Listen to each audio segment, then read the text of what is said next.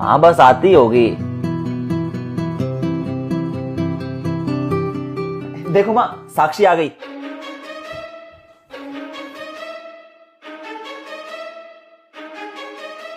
शेखर, इससे तेरी शादी नहीं हो सकती। माँ, आप ऐसा क्यों बोल रही हैं? आखिर इसने ऐसा क्या कर दिया? बेटा, ये लड़की बहुत बदतमीज है। इसने मेरे साथ बहुत बदतमीजी की थी। मैं इससे तेरी शादी नहीं करवा सकती। अगर तुझे इससे शादी करनी है ना तो कर, मुझे इससे कोई मतलब नहीं है।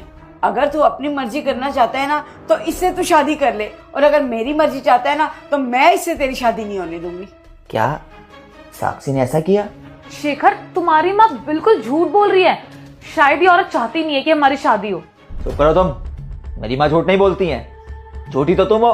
इससे पहले मैं ये सोच रहा था कि माँ को शायद कोई गलतफहमी हो गई होगी, लेकिन अब मुझे पूरा यकीन हो चुका है कि माँ बिल्कुल सच बोल रही हैं। और साक्षी, तुमने सोच भी कैसे लिया कि तुम मेरी माँ का अपमान करके मेरी नजरों में सम्मान की अधिकारी हो जाओगी?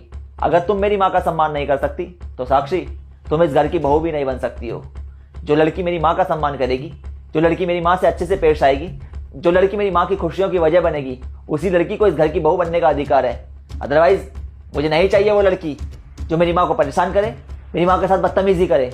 जा सकती हो तुम यहाँ से, मुझे तुमसे शादी नहीं करनी है। Aunty, I am really sorry. Please, मुझसे गलती हो गई थी उस दिन। हाँ प्लीज, मुझे उस गलती के लिए माफ कर दीजिए। प्लीज शेखर, समझो ना। वाह साक्षी वाह, अभी तक तुम बोल रही थी कि मेरी माँ झूठ बोल रही है, और अब तुम कहती हो कि तुमसे गलती हो गई है। अरे चाहती क्या हो तुम? अपनी बात में तो टिक जाओ। तुम अपनी बात में तक नहीं टिक सकती हो, बकवास कर रही हो यहाँ पे। इससे बात साबित हो गई है कि तुम एक नंबर की पलटू हो। गेट लॉस्ट, नहीं करनी है तुमसे शादी। बोला ना जाओ।